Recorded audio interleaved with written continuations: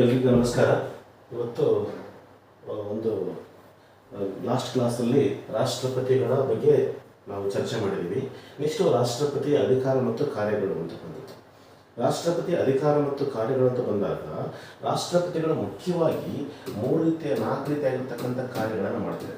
ಒಂದು ಯಾವುದು ಅಂತಂದಾಗ ಕಾರ್ಯಾಂಗೀಯ ಅಧಿಕಾರಗಳು ಅಂತಕ್ಕಂಥದ್ದು, ಎರಡನೇದು ಶಾಸನೀಯ ಅಧಿಕಾರಗಳು ಅಂತಕ್ಕಂಥದ್ದು, ಮೂರನೇದು ಯಾವುದಂದಾಗ ತುರ್ತು ಪರಿಸ್ಥಿತಿ ಅಧಿಕಾರಗಳು ಅಂತಕ್ಕಂಥದ್ದು, ನಾಲ್ಕನೇದು ಯಾವುದಂದಾಗ ಇತರೆ ಅಥವಾ ಇದನ್ನು ನ್ಯಾಯಾಂಗೀಯ ಅಧಿಕಾರಗಳು ಅಂತ ಪದವನ್ನು ಬಳಕೆ ಮಾಡ್ತೀವಿ. ಇವತ್ತೇನು ಅಂತಂದಾಗ ಈ ಒಂದು ಕಾರ್ಯಾಂಗೀಯ ಅಧಿಕಾರಗಳ ಬಗ್ಗೆ ಚರ್ಚೆ ಮಾಡೋಣ. ಈ ಕಾರ್ಯಾಂಗೀಯ ಅಧಿಕಾರಗಳು ಅಂತ ಬಂದಾಗ ರಾಷ್ಟ್ರಪತಿಯ ಕಾರ್ಯಾಂಗೀಯ ಅಧಿಕಾರಗಳ ಬಗ್ಗೆ ತಿಳಿಸ್ತಕ್ಕಂಥ ಸಂವಿಧಾನದ ವಿಧಿ ಅಂತಂದಾಗ 53ನೇ ವಿಧಿ. 53ನೇ ವಿಧಿ ಪ್ರಕಾರ ರಾಷ್ಟ್ರಪತಿಗಳು ತಮ್ಮ ಕಾರ್ಯಾಂಗೀಯ ಅಧಿಕಾರಗಳನ್ನು ಚಲಾಯಿಸುತ್ತಾರೆ. ನಂತರ ಅದೇ ರೀತಿಯಾಗಿ ಸಂವಿಧಾನದ 77ನೇ ವಿಧಿ ಅಂತಕ್ಕಂಥದ್ದು ದೇಶದ ಎಲ್ಲ ಕಾರ್ಯಾಂಗೀಯ ಅಧಿಕಾರಗಳು ರಾಷ್ಟ್ರಪತಿ ಹೆಸರಲ್ಲೇ ನಡೀಬೇಕು ಅಂತಕ್ಕಂಥದ್ದು. ದೇಶದ ಎಲ್ಲ ಕಾರ್ಯಾಂಗೀಯ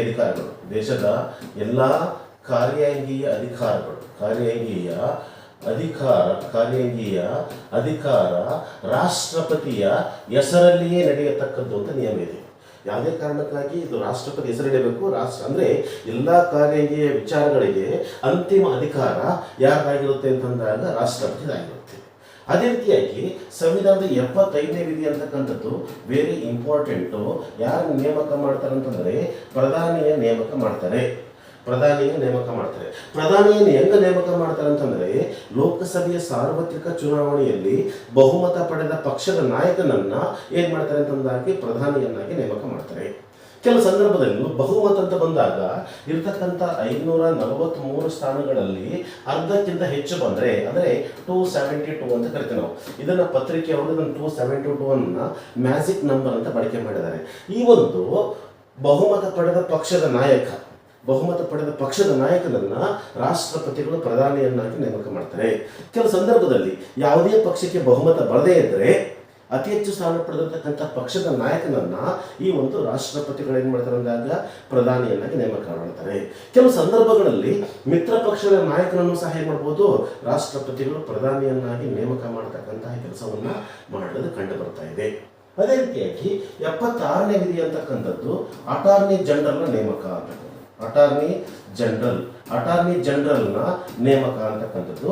ಈ ಅಟಾರ್ನಿ ಜನರಲ್ ನೇಮಕ ಅಂತ ಬಂದಾಗ ಇಲ್ಲಿ ನೀವು ಮಾಡಬೇಕಾಗಿರ್ತಕ್ಕಂಥ ಕೆಲಸ ಪ್ರೆಸೆಂಟ್ ಅಟಾರ್ನಿ ಜನರಲ್ ಯಾರಿದ್ದಾರೆ ಅಂತ ಕಾಮೆಂಟ್ ಮಾಡಬೇಕು.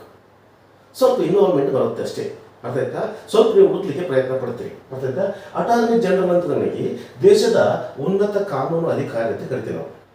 ಕೇಂದ್ರ ಸರ್ಕಾರದಿಂದ ಅಥವಾ ಪ್ರಧಾನಿಯಿಂದ ನೇಮಕ ಆಗ್ತಾನೆ. ಇದು ಕೇಂದ್ರ ಸರ್ಕಾರದ ನ್ಯಾಯವಾದಿಯಾಗಿ ಕೆಲಸ ಮಾಡ್ತಾನೆ.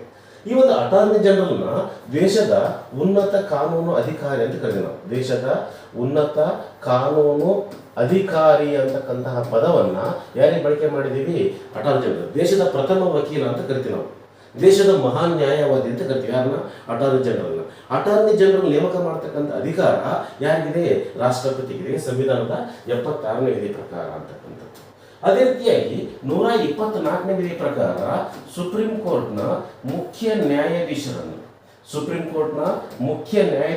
ಚೀಫ್ ಜಸ್ಟಿಸ್ ಅನ್ನ ಮತ್ತು ಇತರ ನ್ಯಾಯಾಧೀಶರನ್ನು ನೇಮಕ ಮಾಡತಕ್ಕಂಥ ಅಧಿಕಾರ ರಾಷ್ಟ್ರಪತಿ ಇದೆ. ರಾಷ್ಟ್ರಪತಿ ಸುಪ್ರೀಂ ಕೋರ್ಟ್ನ ಮುಖ್ಯ ನ್ಯಾಯಾಧೀಶರನ್ನ ಸೇವಾ ಜ್ಯೇಷ್ಠತೆಯ ಆಧಾರದ ಮೇಲೆ ನೇಮಕ ಮಾಡ್ತಕ್ಕಂಥ ಕಂಡು ಬರ್ತಾ ಇದೆ, ಆಯ್ತಾ? ಅದೇ ರೀತಿಯಾಗಿ 148ನೇ ವಿಧಿ ಪ್ರಕಾರ CAG ಅನ್ನು ನೇಮಕ ಮಾಡ್ತಾರೆ. CAG ಅಂತಂದಾಗ ಕಂಟ್ರೋಲರ್ ಅಂಡ್ ಆಡಿಟರ್ ಜನರಲ್ ಅಂತಕ್ಕಂಥದ್ದು. ದೇಶದ ಮಹಾ ಲೆಕ್ಕ ನಿಯಂತ್ರಕ ಮತ್ತು ಮಹಾ ಲೆಕ್ಕ ಪರಿಶೋಧಕ ಅಂತಕ್ಕಂಥದ್ದು. ಈ ಒಂದು ಅಟಾರ್ನಿ ಜನರಲ್ ಅನ್ನ ಯಾರು ನೇಮಕ ಮಾಡ್ತಾರೆ? ರಾಷ್ಟ್ರಪತಿಗಳು ನೇಮಕ ಮಾಡ್ತಾರೆ. ಇವರನ್ನ ದೇಶದ ಸಾರ್ವಜನಿಕ ಹಣಕಾಸಿನ ರಕ್ಷಕರು ಅಂತಕ್ಕಂಥ ಪದವನ್ನು ಬಳಕೆ ಮಾಡಿದ್ದೀವಿ ನಾವು, ಅರ್ಥಾಯ್ತಾ? ನೆಕ್ಸ್ಟ್ ಈ ಒಂದು ಸಂವಿಧಾನದ 155ನೇ ವಿಧಿ ಪ್ರಕಾರ ವಿವಿಧ ರಾಜ್ಯಗಳಿಗೆ ಏನ್ ಮಾಡ್ತಾರೆ ಅಂದಾಗ ರಾಜ್ಯಪಾಲರು ನೇಮಕ ಮಾಡ್ತಾರೆ. ಸಂವಿಧಾನದ 155ನೇ ಪ್ರಕಾರ ಎಲ್ಲ ರಾಜ್ಯಗಳಿಗೆ ಇಲ್ಲಿರ್ತಕ್ಕಂಥ 28 ರಾಜ್ಯಗಳಿಗೆ ರಾಜ್ಯಪಾಲರ ನೇಮಕ ಮಾಡ್ತಾರೆ. ಅದಲ್ಲದೆ 8 ಕೇಂದ್ರಾಡಳಿತ ಪ್ರದೇಶಗಳಿಗೆ ಲೆಫ್ಟಿನೆಂಟ್ ಗವರ್ನರ್ಗಳನ್ನ ರಾಷ್ಟ್ರಪತಿ ನೇಮಕ ಮಾಡ್ತಾರೆ. ಈ ಒಂದು ರಾಷ್ಟ್ರಪತಿಗಳು ರಾಜ್ಯಪಾಲರ ನೇಮಕ ಮಾಡ್ತಕ್ಕಂಥ ಸಂವಿಧಾನದ ವಿಧಿ ಯಾವುದು ಅಂತಂದಾಗ 155ನೇ ವಿಧಿ ಅಂತಕ್ಕಂಥದ್ದು. ಒಂದು ಎಕ್ಸಾಂಪಲ್ ಕೇಳಿದ್ರು, ರಾಜ್ಯಪಾಲ ಹುದ್ದೆಗೆ ಅವಕಾಶ ಕಲ್ಪಿರ್ತಕ್ಕಂಥ ಸಂವಿಧಾನದ ವಿಧಿ ಅಂತಂದ್ರೆ 153ನೇ ವಿಧಿ. ಯಾವ ವಿಧಿಯ ಪ್ರಕಾರ ರಾಜ್ಯಪಾಲರನ್ನ ರಾಷ್ಟ್ರಪತಿ ನೇಮಕ ಮಾಡ್ತಾರೆ ಅಂತಂದ್ರೆ 155ನೇ ಪ್ರಕಾರ. ಅದೇ ರೀತಿಯಾಗಿ 217ನೇ ಪ್ರಕಾರ ಹೈಕೋರ್ಟ್ನ ಮುಖ್ಯ ನ್ಯಾಯಾಧೀಶರನ್ನು ನೇಮಕ ಮಾಡ್ತಾರೆ. ವಿವಿಧ ಒಂದು ಹೈಕೋರ್ಟ್ಗಳಿಗೆ, ನಮ್ಮ ದೇಶದಲ್ಲಿರ್ತಕ್ಕಂಥ ಸುಮಾರು 25 ಹೈಕೋರ್ಟ್ಗಳಿಗೆ ಈ ಒಂದು ಮುಖ್ಯ ನ್ಯಾಯಾಧೀಶರನ್ನ ಯಾರು ನೇಮಕ ಮಾಡ್ತಾರೆ ಅಂತಂದಾಗ ಸ್ವಲ್ಪ ನೀವು ಮಾಡಬೇಕಾಗಿರ್ತಕ್ಕಂಥದ್ದು ಪ್ರಸ್ತುತಕ್ಕಂತಹ ಹೈಕೋರ್ಟ್ನ ಮುಖ್ಯ ನ್ಯಾಯಾಧೀಶ ವಿ ಬುಕ್ರು ಅಂತಕ್ಕಂಥದ್ದು. ಬಟ್ ನಾವೇನಂದಾಗ ಇದನ್ನ ಹೇಳ್ತಾ ಇಲ್ಲ. ಯಾಕೆ ಅಂತಂದಾಗ ನೀವು ಅದನ್ನ ಪ್ರಯತ್ನ ಪಡ್ರಿ, ಕಾಮೆಂಟ್ ಮಾಡ್ರಿ. ಒಂದು ಗೊತ್ತಿಲ್ಲ ಅಂತಂದ್ರೆ ಸರ್ಚ್ ಮಾಡಿ ಅಥವಾ ಯಾವುದೋ ಪುಸ್ತಕದಲ್ಲಿ ಹುಡುಕ್ರಿ. ಅದೇನಾಗತ್ತಂದಾಗ ನಿಮಗೆ ನೆನಪಿಗೆ ಬರುತ್ತೆ ಅಂತಕ್ಕಂಥದ್ದು. ನಂತರ 280ನೇ ವಿಧಿ ಪ್ರಕಾರ ಹಣಕಾಸು ಆಯೋಗದ ಅಧ್ಯಕ್ಷರನ್ನು ನೇಮಕ ಮಾಡ್ತಾರೆ. ಹಣಕಾಸು ಆಯೋಗ ಅಂತಕ್ಕಂಥದ್ದು ಈ ಒಂದು ಪ್ರಸ್ತುತ ಇರತಕ್ಕಂಥ ಹಣಕಾಸು ಆಯೋಗ ಅಂತ ಬಂದಾಗ ಈಗ ನಡೆದಿರ್ತಕ್ಕಂಥ ಹಣಕಾಸು ಆಯೋಗ 15ನೇ ಹಣಕಾಸು ಆಯೋಗ 2020ರಿಂದ 2026ವರೆಗೆ ಇದೆ. ಈಗಿರ್ತಕ್ಕಂತಹ NK ಸಿಂಗ್ ಅಂತಕ್ಕಂಥ ಏನಾಗಿದ್ದಾರೆ, ಈ ಒಂದು ಹಣಕಾಸು ಆಯೋಗದ ಅಧ್ಯಕ್ಷರಾಗಿದ್ದಾರೆ. ನೆಕ್ಸ್ಟ್ ಈಗ ಆಲ್ರೆಡಿ ಏನ್ ಮಾಡಿದೆವು ಅಂತಂದಾಗ 16ನೇ ಹಣಕಾಸು ಆಯೋಗ ಮಾಡಿದ್ದೀವಿ. ಅರವಿಂದ್ ಪನ್ಗಾರಿಯಾ ಅಂತಕ್ಕಂಥವ್ರು 16ನೇ ಹಣಕಾಸು ಆಯೋಗದ ಮುಖ್ಯಸ್ಥರಾಗಿ ನೇಮಕವಾಗಿದ್ದಾರೆ. ಅದು ಸ್ವಲ್ಪ ಗೊತ್ತಿರಬೇಕು. ನಂತರ 316ನೇ ವಿಧಿ ಪ್ರಕಾರ UPSC ಚೇರ್ಮನ್ ಅನ್ನು ನೇಮಕ ಮಾಡ್ತೀವಿ. UPSC ಚೇರ್ಮನ್ ನೇಮಕ ಮಾಡತಕ್ಕಂಥ ಅಧಿಕಾರ ಯಾರಿಗಿದೆ? ರಾಷ್ಟ್ರಪತಿಗಿದೆ. ಅದೇ ರೀತಿ 324ನೇ ವಿಧಿ ಪ್ರಕಾರ ಮುಖ್ಯ ಚುನಾವಣಾ ಆಯುಕ್ತರನ್ನ ನೇಮಕ ಮಾಡ್ತಾರೆ. ಪ್ರಸ್ತುತ ಜ್ಞಾನೇಶ್ ಅಂತಕ್ಕಂಥವರು ಈ ಒಂದು ಮುಖ್ಯ ಚುನಾವಣಾ ಆಯುಕ್ತರಿದ್ದಾರೆ. ಈ ಒಂದು ಮುಖ್ಯ ಚುನಾವಣಾ ಆಯುಕ್ತರನ್ನ ನೇಮಕ ಮಾಡ್ತಾರೆ. ಅದೇ ರೀತಿಯಾಗಿ ಸಂವಿಧಾನದ 338ನೇ ವಿಧಿ ಪ್ರಕಾರ ಪರಿಶಿಷ್ಟ ಜಾತಿಗಳ ರಾಷ್ಟ್ರೀಯ ಆಯೋಗವನ್ನ, ಅದೇ ರೀತಿಯಾಗಿ ಪರಿಶಿಷ್ಟ ಪಂಗಡಗಳ ರಾಷ್ಟ್ರೀಯ ಆಯೋಗದ ಅಧ್ಯಕ್ಷರನ್ನು ನೇಮಕ ಮಾಡ್ತಾರೆ. ಈ ಒಂದು SC ನ್ಯಾಷನಲ್ ಕಮಿಷನ್ ಅಂತಕ್ಕಂಥದ್ದು, ST ನ್ಯಾಷನಲ್ ಕಮಿಷನ್ ಚೇರ್ಮನ್ ಅನ್ನು ಯಾರು ನೇಮಕ ಮಾಡ್ತಾರೆ ಅಂತಂದಾಗ ಈ ಒಂದು ರಾಷ್ಟ್ರಪತಿಗಳು ಮಾಡ್ತಾರೆ. ಅದೇ ರೀತಿಯಾಗಿ 342A ಅಂತಕ್ಕಂಥದ್ರಿಂದ NCBC ಅಂತ ಕರಿತೀವಿ ನಾವು, ನ್ಯಾಷನಲ್ ಕಮಿಷನ್ ಫಾರ್ ಬ್ಯಾಕ್ವರ್ಡ್ ಅಂತಕ್ಕಂಥದ್ದು. ಈ ಒಂದು ಹಿಂದುಳಿದ ವರ್ಗಗಳ ಆಯೋಗದ ಅಧ್ಯಕ್ಷರನ್ನು ಸಹ ಯಾರು ನೇಮಕ ಮಾಡ್ತಾರೆ ಅಂದಾಗ ರಾಷ್ಟ್ರಪತಿಗಳು ಮಾಡ್ತಕ್ಕಂಥದ್ದು. ಅಂದ್ರೆ ರಾಷ್ಟ್ರಪತಿಗಳು ಅಂತಕ್ಕಂಥದ್ದು ಈ ಒಂದು ಮುಖ್ಯವಾಗಿರತಕ್ಕಂತಹ ಕೆಲವೊಂದು ಸಂವಿಧಾನಾತ್ಮಕವಾಗಿರತಕ್ಕಂಥ ಹುದ್ದೆಗಳನ್ನ ನೇಮಕ ಮಾಡೋದಕ್ಕೆ ಕಂಡು ಬರ್ತಾ ಇದೆ. ಅದೇ ರೀತಿಯಾಗಿ ಇವರ ಒಂದು ಶಾಸನೀಯ ಅಧಿಕಾರದ ಬಂದಾಗ ಸಂವಿಧಾನದ 79ನೇ ವಿಧಿ ಪ್ರಕಾರ ಇಲ್ಲಿ ಸಂಸತ್ತು ಅಂತ ಕೊಟ್ಟಿದ್ದಾರೆ. ಇಲ್ಲಿ ಸಂಸತ್ತು ಎಂದರೆ ಇದು ಕ್ಲಿಯರ್ ಅರ್ಥ ಮಾಡ್ಕೋಬೇಕು. ಸಂಸತ್ತು ಎಂದರೆ ಸಹಜವಾಗಿ ಅರ್ಥ ಮಾಡ್ಕೋಬೇಕು. ಸಂಸತ್ತು ಅಂತಂದರೆ ಲೋಕಸಭೆ, ರಾಜ್ಯಸಭೆ ಪ್ಲಸ್ ರಾಷ್ಟ್ರಪತಿಯನ್ನ ಒಳಗೊಂಡಿದೆ ಎಂದ. ಇದನ್ನ ಆಲ್ರೆಡಿ ಪ್ರಶ್ನೆ ಕೇಳಿದರೆ, ಸಂಸತ್ತು ಎಂದರೆ ಲೋಕಸಭೆ, ರಾಜ್ಯಸಭೆ ಮತ್ತು ರಾಷ್ಟ್ರಪತಿಯನ್ನು ಒಳಗೊಂಡಿದೆ.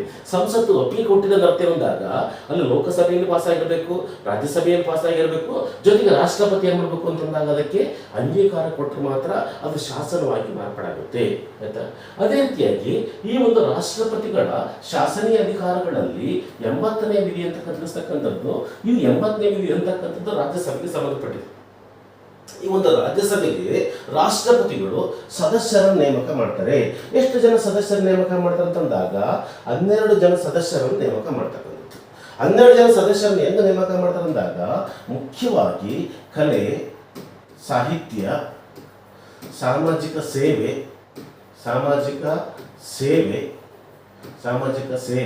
ಅದೇ ರೀತಿಯಾಗಿ ಇನ್ನೊಂದು ವಿಜ್ಞಾನ ಕ್ಷೇತ್ರದಲ್ಲಿ ಸಾಧನೆ ಮಾಡಿರ್ತಕ್ಕಂಥ ವ್ಯಕ್ತಿಗಳನ್ನು, ಈ ಒಂದು ಕಲೆ, ಸಾಹಿತ್ಯ, ಸಾಮಾಜಿಕ ಸೇವೆ, ವಿಜ್ಞಾನ ಕ್ಷೇತ್ರದಲ್ಲಿ ಸಾಧನೆ ಮಾಡಿರ್ತಕ್ಕಂತಹ ವ್ಯಕ್ತಿಗಳನ್ನ ರಾಷ್ಟ್ರಪತಿಗಳು ರಾಜ್ಯಸಭೆಗೆ 12 ಜನ ಸದಸ್ಯರನ್ನು ನೇಮಕ ಮಾಡುತ್ತಾರೆ.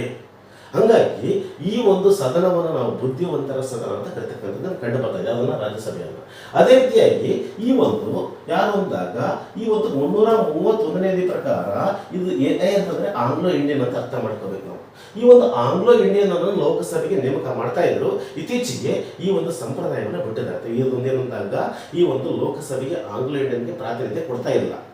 ಅದೇ ರೀತಿಯಾಗಿ 85ನೇ ವಿಧಿ ಅಂತಕ್ಕಂಥದ್ದು ಸಂಸತ್ತಿನ ಅಧಿವೇಶನ ಕರೆಯುವ ರಾಷ್ಟ್ರಪತಿಗಳು ಅಂತಕ್ಕಂಥದ್ದು ಸಂಸತ್ತಿನ ಅಧಿವೇಶನ ಕರೆಯುವ ಅಗತ್ಯ ಬಿದ್ದಾಗ ಯಾವಾಗ ಬೇಕಾದ್ರೂ ಅಧಿವೇಶನ ಕರಿಬಹುದು. ಯಾರು ಅಂತಂದಾಗ ರಾಷ್ಟ್ರಪತಿಗಳು. ನಂತರ ಈ ಕರೆದಿರ್ತಕ್ಕಂಥ ಅಧಿವೇಶನವನ್ನ ಏನ್ ಮಾಡ್ಬೋದು ಅವರು ರಾಷ್ಟ್ರಪತಿಗಳು ಅಂತಕ್ಕಂಥದ್ದು ಮುಂದೂಡಬಹುದು. ಅಂದ್ರೆ ಯಾವುದೋ ಸಂದರ್ಭದಲ್ಲಿ ಕರೆದಿರ್ತಕ್ಕಂಥ ಅಧಿವೇಶನ ಅನಿವಾರ್ಯ ಕಾರಣಗಳಿಂದ ಮುಂದೂಡತಕ್ಕಂಥ ಅಧಿಕಾರ ಯಾರಿಗಿಂದಾಗ ರಾಷ್ಟ್ರಪತಿಗಿದೆ. ಇನ್ನೊಂದು ಮುಖ್ಯವಾಗಿ 85ನೇ ವಿಧಿ ಪ್ರಕಾರ ಏನಂದಾಗ ಲೋಕಸಭೆಯನ್ನ ವಿಸರ್ಜಿಸುವ ಅಧಿಕಾರ ರಾಷ್ಟ್ರಪತಿಗಿದೆ. ಲೋಕಸಭೆಯನ್ನು ಹೆಂಗ್ ವಿಸರ್ಜನೆ ಮಾಡ್ತಾರಂದಾಗ ಪ್ರಧಾನಿಯ ಸಲಹೆ ಮೇರೆಗೆ ಲೋಕಸಭೆಯನ್ನು ವಿಸರ್ಜನೆ ಮಾಡ್ತಾರೆ. ಅಂದ್ರೆ ಲೋಕಸಭೆ ರಚನೆ ಆಗಿರತಕ್ಕಂಥದ್ದು 5 ವರ್ಷದ ಅವಧಿಗೆ ಏನಾಗಿರುತ್ತೆ ರಚನೆ ಆಗಿರುತ್ತೆ. ಕೆಲವು ಸಂದರ್ಭದಲ್ಲಿ ಅವಧಿಗೆ ಮುನ್ನ ಏನ್ ಮಾಡ್ಬೋದು ಲೋಕಸಭೆಯನ್ನ ವಿಸರ್ಜನೆ ಮಾಡಬಹುದು. ಇಲ್ಲ ಏನಂದಾಗ ಸ್ವಲ್ಪ ಲೋಕಸಭೆ ಯಾವಾಗ ವಿಸರ್ಜನೆ ಆಗಿದೆ ಅನ್ನೋದ್ರ ಬಗ್ಗೆ ನೋಡೋಣ. ಏನಂದಾಗ 1951ರಲ್ಲಿ ರಚನೆ ಆಗಿತ್ತು. 1956ವರೆಗೆ ಏನಾಯ್ತು ಅಂದಾಗ 1ನೇ ಲೋಕಸಭೆ ಅಂತಕ್ಕಂಥದ್ದು. ಅದೇ ರೀತಿಯಾಗಿ 2ನೇ ಲೋಕಸಭೆ 1956ರಿಂದ 61ರವರೆಗೆ. ಅದೇ ರೀತಿ 3ನೇ ಲೋಕಸಭೆ 1962ರಿಂದ 1967. 4ನೇ ಲೋಕಸಭೆ ಅಂತಕ್ಕಂಥದ್ದು 1967ರಿಂದ 1972. ನಂತರ 5ನೇ ಲೋಕಸಭೆ 1972ರಿಂದ 1977. 6ನೇ ಲೋಕಸಭೆ 1977ರಿಂದ 1979 ಅಂತಕ್ಕಂಥದ್ದು ಗೊತ್ತಿರಬೇಕು ನನಗೆ. ಇಲ್ಲಿ ಏನು ತಂದಾಗ ಮೊಟ್ಟ ಮೊದಲ ಬಾರಿಗೆ ಲೋಕಸಭೆಯನ್ನ ಅವಧಿಗೆ ಮುನ್ನ ಏನ್ ಮಾಡಿದ್ರು ವಿಸರ್ಜನೆ ಮಾಡಿದ್ರು. ಇದನ್ನ ಪ್ರಶ್ನೆ ಕೇಳಿದರೆ ಮೊಟ್ಟ ಮೊದಲ ಬಾರಿಗೆ ನಮ್ಮ ದೇಶದಲ್ಲಿ ಲೋಕಸಭೆ ವಿಸರ್ಜನೆ ಆದ ವರ್ಷ ಅಂತ ಕೇಳಿದರೆ 1979. ಅದಾದ ಕೂಡಲೇ 7ನೇ ಲೋಕಸಭೆ ಅಂತಕ್ಕಂಥದ್ದು ಈ ಒಂದು 1980ರಿಂದ 1984. 8ನೇ ಲೋಕಸಭೆ 1984ರಿಂದ 1989. ಅದಾದ ಕೂಡಲೇ 9ನೇ ಲೋಕಸಭೆ 1989ರಿಂದ 1991. ಇಲ್ಲಿ ಏನ್ ಮಾಡಿದ್ರು 2ನೇ ಬಾರಿಗೆ ಏನ್ ಮಾಡಿದ್ರು ಅಂತಂದಾಗ ಅವಧಿಗೆ ಮುನ್ನ ಲೋಕಸಭೆಯನ್ನು ವಿಸರ್ಜನೆ ಮಾಡ್ತಾರೆ. ಅದೇ ರೀತಿಯಾಗಿ 10ನೇ ಲೋಕಸಭೆ 1991ರಿಂದ 1996. ಅದಾದ ಕೂಡಲೇ 11ನೇ ಲೋಕಸಭೆ 1996ರಿಂದ 1998. ಇಲ್ಲಿ ಏನ್ ಮಾಡಿದ್ರು ಅವಧಿಗೆ ಮುನ್ನ ಏನ್ ಮಾಡಿದ್ರು ಲೋಕಸಭೆ ವಿಸರ್ಜನೆ ಮಾಡ್ತಾರೆ. ಇದು 3ನೇ ಬಾರಿ ಏನ್ ಮಾಡಿದ್ರು ಅಂತಂದಾಗ ಲೋಕಸಭೆ ವಿಸರ್ಜನೆ ಮಾಡ್ತಾರೆ. 12ನೇ ಲೋಕಸಭೆ 1998ರಿಂದ 1999. ಇಲ್ಲಿ 4ನೇ ಬಾರಿ ಏನ್ ಮಾಡಿದ್ರು ಅಂತಂದಾಗ ಲೋಕಸಭೆಯನ್ನ ಅವಧಿಗೆ ಮುನ್ನ ವಿಸರ್ಜನೆ ಮಾಡ್ತಾರೆ. ಅಂದ್ರೆ ಕೆಳಕಂಡ ಯಾವ್ಯಾವ ವರ್ಷ ಲೋಕಸಭೆಯನ್ನ ವಿಸರ್ಜನೆ ಮಾಡಿದ್ದಾರೆ ಅಂತ ಒಂದು ನಾಲೆಜ್ ಇರಬೇಕು ಅಂತಕ್ಕಂಥದ್ದು. ಅರ್ಥಾಯ್ತಾ? ನೆಕ್ಸ್ಟ್ ಈ ಒಂದು ಲೋಕಸಭೆಯನ್ನು ವಿಸರ್ಜಿಸುವ ಅಧಿಕಾರ ಯಾರಿಗಿದೆ ಅಂತಂದಾಗ ರಾಷ್ಟ್ರಪತಿಗೆ. ಹೆಂಗ್ ವಿಸರ್ಜನೆ ಮಾಡ್ತಾರೆ ಅಂತಂದಾಗ ಪ್ರಧಾನಿಯ ಸಲಹೆ ಮೇರೆಗೆ ವಿಸರ್ಜನೆ ಮಾಡ್ತಾರೆ. ಅದೇ ರೀತಿಯಾಗಿ 86ನೇ ವಿಧಿ ಅಂತಕ್ಕಂಥದ್ದು ಸಂಸತ್ತನ್ನು ಉದ್ದೇಶಿಸಿ ಭಾಷಣ ಮಾಡುವ ಅಥವಾ ಕಲಾಪಗಳಿಗೆ ಸಂದೇಶ ಕಳಿಸುವ ಅಧಿಕಾರ ಇದೆ. ಯಾವುದೋ ಒಂದು ವಿಷಯದ ಬಗ್ಗೆ ಚರ್ಚೆ ಮಾಡುವಂತೆ ಕಲಾಪಗಳಿಗೆ ಏನ್ ಮಾಡ್ಬೋದು ರಾಷ್ಟ್ರಪತಿಗಳು ಅಂತಕ್ಕಂಥದ್ದು ಸಂದೇಶವನ್ನು ಕಳಿಸಬಹುದು ಅಂತಕ್ಕಂಥದ್ದು. 87ನೇ ವಿಧಿ ಅಂತಕ್ಕಂಥದ್ದು ಲೋಕಸಭೆಯ ಮೊದಲ ಅಧಿವೇಶನ. ಅಂದ್ರೆ ಯಾವಾಗ ಸಾರ್ವತ್ರಿಕ ಚುನಾವಣೆ ನಂತರ ಲೋಕಸಭೆಯ ಮೊದಲ ಅಧಿವೇಶನವನ್ನು ಯಾವಾಗಲೂ ರಾಷ್ಟ್ರಪತಿ ಕರೆತಾರೆ. ಆ ಸಂದರ್ಭದಲ್ಲಿ ಈ ಒಂದು ಲೋಕಸಭೆಯನ್ನ ಉದ್ದೇಶಿಸಿ ಭಾಷಣ ಮಾಡುತ್ತಾರೆ. ಅದಲ್ಲದೆ ಪ್ರತಿ ವರ್ಷ ಆರಂಭದಲ್ಲಿ ಅಂದ್ರೆ ಗಣರಾಜ್ಯೋತ್ಸವಕ್ಕಿಂತ ಮುಂಚಿತವಾಗಿ ಗಣರಾಜ್ಯವನ್ನು ಜನವರಿ 26ಕ್ಕೆ ಆಚರಣೆ ಮಾಡಿದರೆ ಜನವರಿ 25ಕ್ಕೆ ಏನು ಅಂತಂದಾಗ ಈ ಒಂದು 25ನೇ ತಾರೀಕಿಗೆ ಜನವರಿ 25ನೇ ತಾರೀಕಿಗೆ ಏನು ಅಂತಂದಾಗ ರಾಷ್ಟ್ರಪತಿಗಳು ರಾಷ್ಟ್ರವನ್ನು ಉದ್ದೇಶಿಸಿ ಭಾಷಣ ಮಾಡ್ತಾರೆ. ಪ್ರತಿ ವರ್ಷ ಆರಂಭದಲ್ಲಿ ರಾಷ್ಟ್ರಪತಿಗಳು ಏನ್ ಮಾಡ್ತಾರೆ ಅಂತಕ್ಕಂಥದ್ದು ಭಾಷಣ ಮಾಡ್ತಕ್ಕಂಥದ್ದು ಕಂಡು ಬರ್ತಾ ಇದೆ. ಇದಿಷ್ಟು. ಅದಲ್ಲದೆ ನೆಕ್ಸ್ಟ್ ಏನು ಅಂತಂದ್ರೆ ಈ ಒಂದು ಜಂಟಿ ಅಧಿವೇಶನ ಕರೆಯುವ ಅಧಿಕಾರ. ಕೆಲವು ಯಾವ ಸಂದರ್ಭದಲ್ಲಿ ರಾಷ್ಟ್ರಪತಿಗಳು ಜಂಟಿ ಅಧಿವೇಶನ ಕರೀತಾರೆ ಅಂದಾಗ ಉಭಯ ಸದನಗಳಲ್ಲಿ ಯಾವುದೋ ಒಂದು ಮಹತ್ವದ ವಿಷಯಕ್ಕೆ ಸಂಬಂಧಪಟ್ಟಂತೆ ಸಂಸತ್ನಲ್ಲಿ ಇರತಕ್ಕಂಥದ್ದು ಚರ್ಚೆ ನಡೀತಾ ಇರುತ್ತೆ.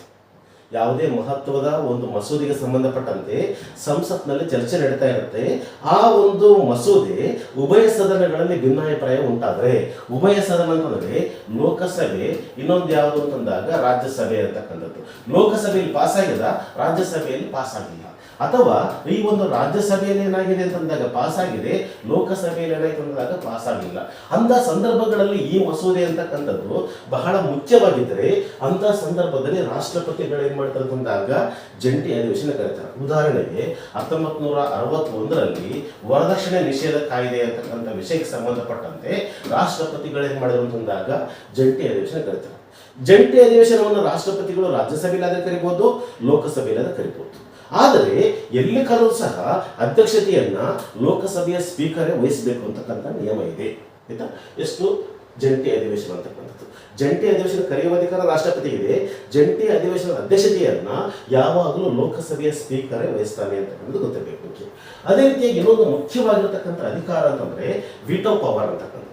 ವಿಟೋ ಅಧಿಕಾರ ಅಂತಂದ್ರೆ ಸಂಸತ್ ಪಾಸ್ ಮಾಡಿರ್ತಕ್ಕಂಥ ಮಸೂದೆಯನ್ನ ತಡೆಯುವ ಅಧಿಕಾರಕ್ಕೆ ಏನ್ ಕರಿತೀವಿ ಅಂತಂದಾಗ ವಿಟೋ ಅಧಿಕಾರ ಅಂತ ಕರಿತೀವಿ. ಸಂಸತ್ ಪಾಸ್ ಮಾಡಿರ್ತಕ್ಕಂಥ ಮಸೂದೆಯನ್ನ ತಡೆಯುವ ಅಧಿಕಾರವನ್ನೇ ವಿಟೋ ಅಧಿಕಾರ ಅಂತ ಕರಿತೀವಿ. ಸಂಸತ್ ಪಾಸ್ ಮಾಡಿರ್ತಕ್ಕಂಥ ಕೆಲವು ಸಂದರ್ಭಗಳಲ್ಲಿ ಇಲ್ಲಿ 3 ವಿಟೋಗಳು ಬರ್ತವೆ. ಒಂದು ಸಸ್ಪೆನ್ಸಿವ್ ವಿಟೋ, ಇನ್ನೊಂದು ಅಬ್ಸಲ್ಯೂಟ್ ವಿಟೋ, ಇನ್ನೊಂದು ಯಾವುದು ಅಂತಂದಾಗ ಪಾಕೆಟ್ ವಿಟೋ ಅಂತಕ್ಕಂಥದ್ದು. 111ನೇ ವಿಧಿ ಪ್ರಕಾರ ರಾಷ್ಟ್ರಪತಿಗಳಿಗೆ ವಿಟೋ ಅಧಿಕಾರ ಇದೆ. ಈ ಒಂದು ಸಸ್ಪೆನ್ಸಿವ್ ವಿಟೋ ಅಂತಂದ್ರೆ ಸಂಸತ್ನಿಂದ ನೋಡ್ರಿ, ಇಲ್ಲಿ ಅಂದಾಗ ಸಸ್ಪೆನ್ಸಿವ್ ವಿಟೋ ಅಂತ ಬಂದಾಗ ಇಲ್ಲಿ ಮುಖ್ಯವಾಗಿ ಏನಾಗಿರ್ಬೇಕು ಅಂತಂದಾಗ ಸಸ್ಪೆನ್ಸಿವ್ ವಿಟೋ ಅಂತಂದ್ರೆ ಈ ಸಂಸತ್ ಪಾಸ್ ಮಾಡಿರ್ತಕ್ಕಂಥ ಪಾಸ್ ಮಾಡಿದ ಮಸೂದೆಗೆ ರಾಷ್ಟ್ರಪತಿ ಅಂತಕ್ಕಂಥವ್ರು ಒಪ್ಪಿಗೆ ನೀಡದೆ ಮರುಪರಿಶೀಲನೆ ಕಳಿಸಿದ್ರೆ ಅದಕ್ಕೆ ಏನ್ ಕರಿತೀವಿ ನಾವು? ಸಸ್ಪೆನ್ಸಿವ್ ವಿಟೋ ಅಂತ ಕರಿತೀವಿ. ಸಂಸತ್ ಪಾಸ್ ಮಾಡಿರ್ತಕ್ಕಂಥ ಮಸೂದೆಯನ್ನ ಒಪ್ಪಿಗೆ ನೀಡದೆ ಪುನಃ ಸಂಸತ್ತಿಗೆ ಪುನರ್ ಪರಿಶೀಲನೆಗೆ ಕಳಿಸಿದರೆ ಅದಕ್ಕೆ ಏನ್ ಕರಿತೀವಿ ನಾವು? ಈ ಒಂದು ಸಸ್ಪೆನ್ಸಿವ್ ವಿಟೋ ಅಂತ ಕರಿತೀವಿ. ಇದನ್ನ ಸೂಪರ್ ವಿಟೋ ಅಂತಕ್ಕಂಥ ಪದವನ್ನು ಸಹ ಬಳಕೆ ಮಾಡಿದ್ದಾರೆ. ಇಲ್ಲೇನು ತಂದಾಗ ಸಂಸತ್ ಪಾಸ್ ಮಾಡಿರ್ತಕ್ಕಂಥ ಮಸೂದೆಗೆ ಏನ್ ಮಾಡಬಹುದು? ಒಪ್ಪಿಗೆ ನೀಡದೆ ಏನ್ ಕಳಿಸಬಹುದು? ಪುನಃ ಪರಿಶೀಲನೆ ಕಳಿಸಿದರೆ ಎಲ್ಲಿ ಕಳಿಸ್ಬೇಕು? ಸಂಸತ್ತಿಗೆ ಕಳಿಸಿದರೆ ಅದಕ್ಕೆ ಏನ್ ಕರಿತೀವಿ ಅಂತಂದಾಗ ಸಸ್ಪೆನ್ಸಿವ್ ವಿಟೋ ಅಂತಕ್ಕಂಥ ಪದವನ್ನು ಬಳಕೆ ಮಾಡಿದೆ. ಸೊ ನಮ್ಮ ಚಾನಲ್ ಅಲ್ಲಿ ವಿಟೋ ಅಧಿಕಾರಕ್ಕೆ ಸಂಬಂಧಪಟ್ಟಂತೆ ಸಪರೇಟ್ ಆಗಿರತಕ್ಕಂಥ ಒಂದು ವಿಡಿಯೋ ಮಾಡಿದ್ದೀನಿ. ಅದ್ರ ಬಗ್ಗೆ ನೀವು ಅಲ್ಲಿ ನೋಡ್ಕೋಬಹುದು. ಯಾವುದು ಅಂದಾಗ ಎರಡನೇದು ಅಬ್ಸಲ್ಯೂಟ್ ವಿಟೋ ಅಂತಕ್ಕಂಥದ್ದು. ಅಬ್ಸಲ್ಯೂಟ್ ವಿಟೋ ಅಂತಂದ್ರೆ ಈ ಒಂದು ಸಂಸತ್ ಪಾಸ್ ಮಾಡಿರ್ತಕ್ಕಂಥ ಮಸೂದೆಯನ್ನ ಇಲ್ಲಿ ಸಂಸತ್ ಏನಾಗಿದೆ ಅಂತಂದಾಗ ಯಾವುದೋ ಒಂದು ಮಸೂದೆಯನ್ನ ಪಾಸ್ ಮಾಡಿದೆ, ಅದನ್ನ ತಿರಸ್ಕರಿಸುವ ಅಧಿಕಾರ. ಸಂಸತ್ ಪಾಸ್ ಮಾಡಿರ್ತಕ್ಕಂಥ ಮಸೂದೆಯನ್ನ ತಿರಸ್ಕರಿಸುವ ಅಧಿಕಾರ ಯಾವುದು ಅಂತಂದಾಗ ಅಬ್ಸಲ್ಯೂಟ್ ವಿಟೋ ಅಂತಕ್ಕಂಥದ್ದು. ಪಾಕೆಟ್ ವಿಟೋ ಅಂತಂದ್ರೆ ಸಂಸತ್ ಪಾಸ್ ಮಾಡಿರ್ತಕ್ಕಂಥ ಮಸೂದೆಗೆ ಮಹತ್ವ ಕೊಡದೆ ತನ್ನ ಬಳಿಯೇ ಇಟ್ಟುಕೊಳ್ಳುವ ಅಧಿಕಾರವನ್ನ ಏನ್ ಕರಿತೀವಿ ಅಂತಂದಾಗ ಪಾಕೆಟ್ ವಿಟೋ ಅಂತಕ್ಕಂಥದ್ದು. ಸಂಸತ್ ಪಾಸ್ ಮಾಡಿರ್ತಕ್ಕಂಥ ಮಸೂದೆಯನ್ನ ಯಾವುದೇ ರೀತಿಯಾಗಿರ್ತಕ್ಕಂಥ ಪರಿಶೀಲನೆ ಮಾಡದೆ ತನ್ನ ಬಳಿಯೇ ಎಲ್ಲಿ ಬೇಕಾದ ನಿರ್ದಿಷ್ಟ ಅವಧಿಯಲ್ಲಿ ಇಟ್ಕೊಳ್ತಕ್ಕಂಥ ಅಧಿಕಾರವನ್ನೇ ಪಾಕೆಟ್ ವಿಟೋ ಅಂತಕ್ಕಂಥ ಪದವನ್ನು ನಾವಿಲ್ಲಿ ಬಳಕೆ ಮಾಡಿದ್ದೀವಿ. ನೆಕ್ಸ್ಟ್ ಸುಗ್ರೀವಾಜ್ಞೆ ಹೊರಡಿಸುವ ಅಧಿಕಾರ 123ನೇ ಪ್ರಕಾರ ಸುಗ್ರೀವಾಜ್ಞೆ ಹೊರಡಿಸ್ತಕ್ಕಂಥ ಅಧಿಕಾರ. ಏನು ಸುಗ್ರೀವಾಜ್ಞೆ ಅಂತ ನನಗೆ ಯಾವ ಸಂದರ್ಭದಲ್ಲಿ ರಾಷ್ಟ್ರಪತಿಗಳು ಸುಗ್ರೀವಾಜ್ಞೆ ಹೊರಡಿಸಬಹುದು? ಇದನ್ನ ಪ್ರಶ್ನೆ ಕೇಳ್ತಾರೆ. ಎಲ್ಲಿ ಅಂತಂದಾಗ ಸಂಸತ್ತು ಅಧಿವೇಶನದಲ್ಲಿ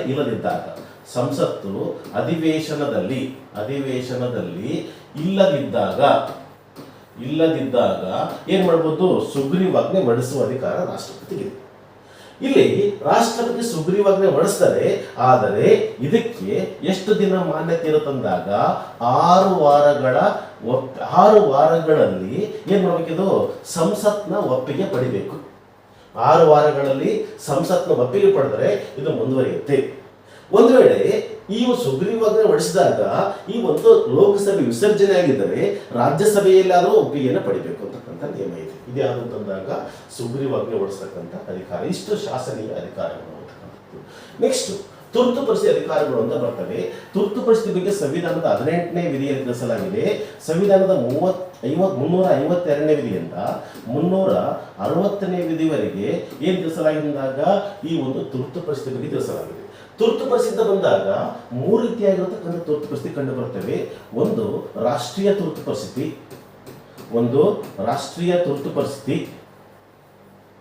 ಎರಡನೇದ್ದು ಯಾವುದಂದಾಗ ರಾಜ್ಯ ತುರ್ತು ಪರಿಸ್ಥಿತಿ, ಮೂರನೇದ್ದು ಯಾವುದು ಅಂತಂದಾಗ ಆರ್ಥಿಕ ತುರ್ತು ಪರಿಸ್ಥಿತಿ. ಆರ್ಥಿಕ ತುರ್ತು ಪರಿಸ್ಥಿತಿ ಅಂತಕ್ಕಂಥದ್ದು. 3 ರೀತಿಯಾಗಿರ್ತಕ್ಕಂಥ ತುರ್ತು ಪರಿಸ್ಥಿತಿ ಬರ್ತಾವ. 3 ರೀತಿ ತುರ್ತು ಪರಿಸ್ಥಿತಿ ಹೊಡಿಸ್ತಕ್ಕಂಥ ಅಧಿಕಾರ ಯಾರಿಗೆ ಅಂದಾಗ ರಾಷ್ಟ್ರಪತಿ ಇದೆ. ಯಾವ ಸಂದರ್ಭದಲ್ಲಿ ಈ ಒಂದು ರಾಷ್ಟ್ರೀಯ ತುರ್ತು ಪರಿಸ್ಥಿತಿ ಹೊಡಿಸಬಹುದು ಅಂತ ಬಂದಾಗ ಇಲ್ಲಿ ಮುಖ್ಯವಾಗಿ ಏನು ಅಂದಾಗ ಬಾಹ್ಯ ಒತ್ತಡ ಅಂತಕ್ಕಂಥದ್ದು. ಬಾಹ್ಯ ಒತ್ತಡ ಅಂತಂದ್ರೆ ಶತ್ರು ರಾಷ್ಟ್ರಗಳ ನಮ್ಮ ಮೇಲೆ ದಾಳಿ ಮಾಡಿರಬೇಕು. ಶತ್ರು ರಾಷ್ಟ್ರಗಳ ಕೈ ಮೇಲಾದಾಗ ಅಂತ ಸಂದರ್ಭದಲ್ಲಿ ಈ ಒಂದು ರಾಷ್ಟ್ರಪತಿಗಳು ಇದನ್ನು ಓಡಿಸಬಹುದು. ಇನ್ನೊಂದು ಸಶಸ್ತ್ರ ದಂಗೆ ಅಂತಕ್ಕಂಥದ್ದು. ಸಶಸ್ತ್ರ ದಂಗೆ ಅಂತಕ್ಕಂಥದ್ದು ಆಂತರಿಕವಾಗಿ ಏನಾದರೂ ಶಸ್ತ್ರಾಸ್ತ್ರ ಸಹಿತವಾಗಿ ದಂಗೆ ಇದ್ದರೆ ಅಂತ ಸಂದರ್ಭದಲ್ಲಿ ಓಡಿಸ್ಬೋದು. ಯಾವ ಓಡಿಸಿದಾರೆ ಅಂತಂದ್ರೆ ಮೊಟ್ಟ ಮೊದಲ ಬಾರಿಗೆ 1962ರಲ್ಲಿ ಚೀನಾ ದಾಳಿ ಮಾಡಿದಾಗ ಒಂದ್ಸಲ ಓಡಿಸಿದ್ದಾರೆ. 1971ರಲ್ಲಿ ಯಾವಾಗಂತಂದಾಗ 1971ರಲ್ಲಿ ಒಂದನೇದ್ದು ಯಾವುದು ಅಂತಂದಾಗ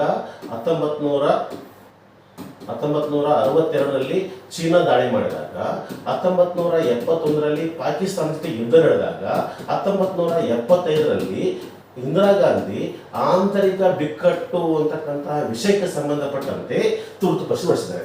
ನಮ್ಮ ದೇಶದಲ್ಲಿ ಇದುವರೆಗೆ 3 ಬಾರಿ ಏನ್ ಮಾಡಿದೀವಿ ಅಂತಂದಾಗ ರಾಷ್ಟ್ರೀಯ ತುರ್ತು ಪರಿಸ್ಥಿತಿಯನ್ನು ಘೋಷಣೆ ಮಾಡಲಾಗಿದೆ ಅಂತ ಗೊತ್ತಿರಬೇಕು. ರಾಜ್ಯ ತುರ್ತು ಪರಿಸ್ಥಿತಿ ಯಾವುದೇ ಒಂದು ರಾಜ್ಯದಲ್ಲಿ ಯಾವುದೇ ರಾಜಕೀಯ ಪಕ್ಷಗಳು ಸರ್ಕಾರ ರಚಿಸುವ ವಿಫಲವಾದರೆ ಅಥವಾ ರಾಜ್ಯದಲ್ಲಿ ಸಂವಿಧಾನಕ್ಕೆ ಬಿಕ್ಕಟ್ಟು ಉಂಟಾದರೆ, ರಾಜ್ಯದಲ್ಲಿ ಆಡಳಿತ ವೈಫಲ್ಯ ಉಂಟಾದರೆ ಅಂತ ಸಂದರ್ಭದಲ್ಲಿ ರಾಷ್ಟ್ರಪತಿಗಳು ರಾಜ್ಯಪಾಲರ ವರದಿ ಆಧರಿಸಿ ರಾಜ್ಯದಲ್ಲಿ ರಾಜ್ಯ ತುರ್ತು ಪರಿಸ್ಥಿತಿ ಘೋಷಣೆ ಮಾಡಬಹುದು. ಇದನ್ನ ರಾಷ್ಟ್ರಪತಿ ಆಳ್ವಿಕೆ ಅಂತ ಕರೀತೀವಿ. ಇದನ್ನ ಮೊಟ್ಟ ಮೊದಲ ಬಾರಿಗೆ 1951ರಲ್ಲಿ ಪಂಜಾಬ್ ರಾಜ್ಯದಲ್ಲಿ ಹೊರಡಿಸಿದ್ರು. ಕರ್ನಾಟಕದಲ್ಲಿ ಇದುವರೆಗೆ ಹೊರಡಿಸಿದ್ದಾರೆ ಅಂತ ಕೇಳಿದ್ರೆ ಕರ್ನಾಟಕದಲ್ಲಿ 1971ರಲ್ಲಿ, 1976ರಲ್ಲಿ, 1971, ಅದಾದ ಕೂಡಲೇ 1977, 1989, 1990, ಅದಾದ ಕೂಡಲೇ 2007, ಇನ್ನೊಂದ್ಸಲ 2007. ಒಟ್ಟು ಎಷ್ಟು ಬಾರಿ ಅಂತಂದಾಗ 6 ಬಾರಿ ರಾಜ್ಯದಲ್ಲಿ ಈ ಒಂದು ರಾಷ್ಟ್ರಪತಿ ಆಳ್ವಿಕೆ ಅಥವಾ ರಾಜ್ಯ ತುರ್ತು ಪರಿಸ್ಥಿತಿ ಜಾರಿಯಾಗಿದೆ. ಇನ್ನೊಂದು ಆರ್ಥಿಕ ತುರ್ತು ಪರಿಸ್ಥಿತಿ ಬರುತ್ತೆ. ಆರ್ಥಿಕ ತುರ್ತು ಪರಿಸ್ಥಿತಿದಾಗ ದೇಶದ ಸಂಪೂರ್ಣ ಆರ್ಥಿಕ ವ್ಯವಸ್ಥೆ, ಹಣಕಾಸು ವ್ಯವಸ್ಥೆ ಹದಗೆಟ್ಟ ಸಂದರ್ಭದಲ್ಲಿ ಆರ್ಥಿಕ ತುರ್ತು ಪರಿಸ್ಥಿತಿ ಹೊರಡಿಸ್ತಾರೆ. ಇದುವರೆಗೆ ನಮ್ಮ ದೇಶದಲ್ಲಿ ಎಷ್ಟು ಬಾರಿ ಹೊರಡಿಸ್ತಾರೆ ಅಂತಂದ್ರೆ ಇವತ್ತಿಗೂ ಸಹ ಏನಾಗಿಲ್ಲ ಅಂತಂದಾಗ ಆರ್ಥಿಕ ತುರ್ತು ಪರಿಸ್ಥಿತಿ ಘೋಷಣೆಯಾಗಿಲ್ಲ ಅಂತ. ಆಯ್ತಾ? ರಾಷ್ಟ್ರೀಯ ತುರ್ತು ಪರಿಸ್ಥಿತಿ ಬಗ್ಗೆ ಸಪರೇಟ್ ಆಗಿರ್ತಕ್ಕಂಥ ಒಂದು ವಿಡಿಯೋವನ್ನು ಮಾಡೋಣ, ನೋಡೋಣ ನೆಕ್ಸ್ಟ್. ಆಯ್ತಾ? ನೆಕ್ಸ್ಟ್ ಕೊನೆಯ ಒಂದು ಅಧಿಕಾರ ನ್ಯಾಯಾಂಗೀಯ ಅಧಿಕಾರಗಳು ಅಂತ ಕರಿತೀವಿ ನಾವು. ಈ ನ್ಯಾಯಾಂಗೀಯ ಅಧಿಕಾರ ಅಂತ ಬಂದಾಗ ರಾಷ್ಟ್ರಪತಿಗಳಿಗೆ ಒಂದು ವಿಶಿಷ್ಟವಾಗಿರತಕ್ಕಂಥ ಅಧಿಕಾರ ಇದೆ. ಯಾವುದು ಅಂತಂದಾಗ ಕ್ಷಮಾದಾನ ಅಧಿಕಾರ.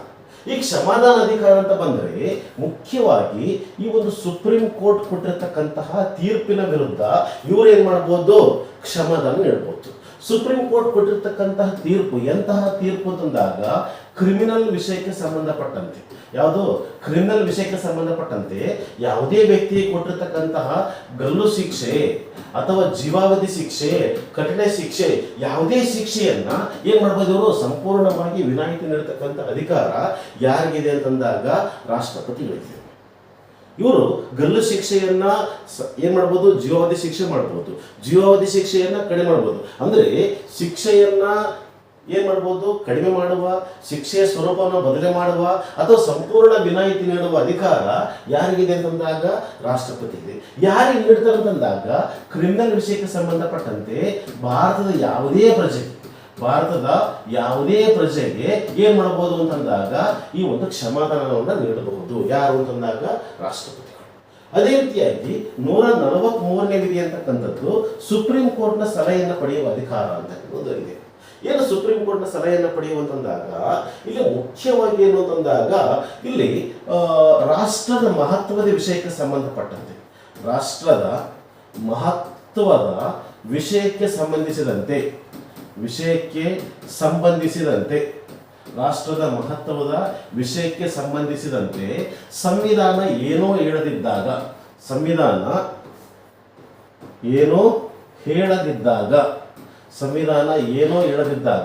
ಅಂತ ಸಂದರ್ಭದಲ್ಲಿ ರಾಷ್ಟ್ರಪತಿಗಳು ಸುಪ್ರೀಂ ಕೋರ್ಟ್ನ ಸಲಹೆ ಪಡೆಯಬಹುದು.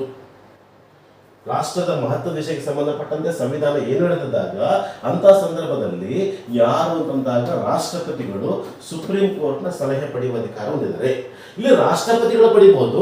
ರಾಷ್ಟ್ರಪತಿಗಳ ಪರವಾಗಿ ಯಾರು ಪಡಿಬಹುದು ಅಂದಾಗ ಅಟಾರ್ನಿ ಜನರಲ್ ಸಲಹೆಯನ್ನು ಪಡಿಬಹುದು. ಇಷ್ಟು ರಾಷ್ಟ್ರಪತಿಗಳ ಅಧಿಕಾರ ಮತ್ತು ಕಾರ್ಯಕ್ಕೆ ಸಂಬಂಧಪಟ್ಟಂತಹ ಪ್ರಮುಖವಾಗಿರತಕ್ಕಂತಹ ವಿಷಯಗಳು ಅಂತಕ್ಕಂಥದ್ದು.